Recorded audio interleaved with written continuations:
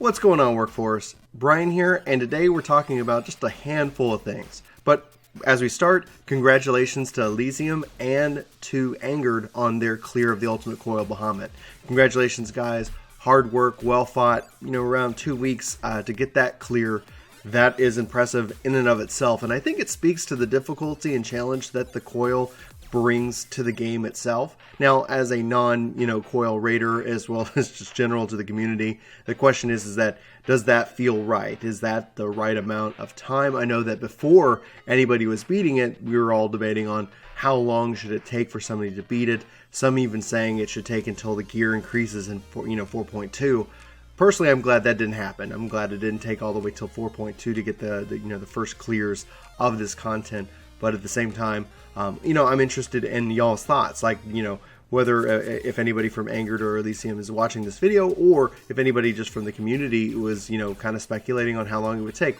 How does it feel now that people are starting to clear it, from your perspective? Does it feel like the right investment that Square Enix has made? Anyway, just let me know your thoughts in the comments below. So let's also go ahead and dive into some of the little bits of news that have kind of trickled out this last week. First, we have the patch 4.15 preview, and this they're talking about Rival Wings, the new PvP mode that is coming, that I am very excited about. It feels very, MOBA-ish in this regards. It's going to be interesting to see how it plays out in the world of Final Fantasy. You can control these mechs, you've got, these towers to destroy. I cannot wait. I'm very excited, especially because I think the conversation that we had just yesterday was that, yeah, I'm kind of tired of Shatter. I would like to be able to, mix in something else, a little bit, something bigger, a little bit, different kind of flavor, as well as the performance actions are coming with 4.15. Now, I believe I read, and I couldn't, confirm it for this, that the date is set for November 21st, which is not this coming Tuesday, but the next. So it's not that far away for this type of content. I think that a lot of people are going to be excited and hopefully get to enjoy it. I'm really interested to see how well Rival Wings is received, and hopefully we're going to see some rankings and things like that applied. I don't know. We're going to obviously have to wait to the patch notes and go hands-on, but I am excited for this content.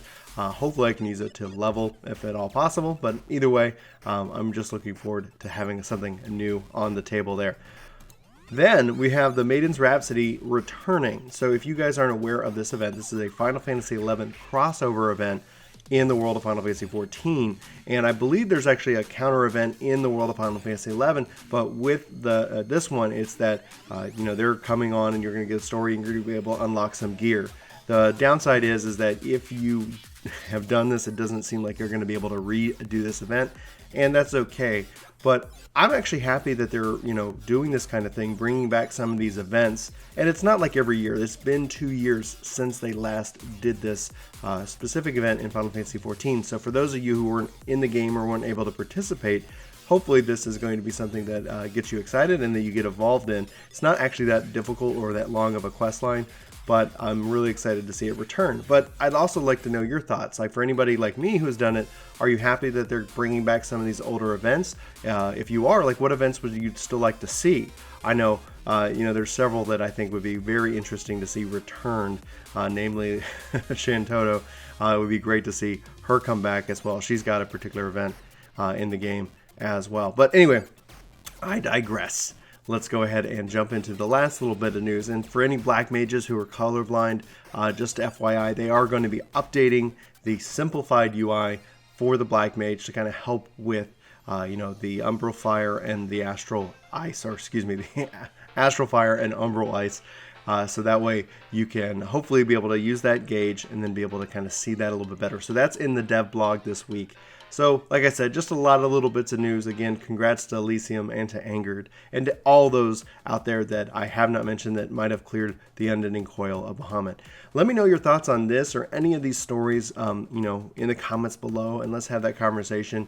Thank you guys so much for your encouragement and support this week. I really appreciate it. And until next time, I hope you have a fantastic week, and take care. Hey, Chris, your shirt's pretty looking. Honestly, it doesn't have work to game anywhere on it, but I like to support the channel. Yeah. So, well, you can do that and also have a good looking shirt. I don't really want that shirt. You think maybe it could be a different shirt?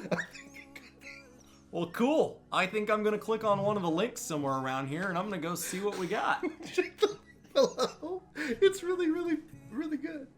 You guys have a great day. Take care. You probably have a pretty shirt on.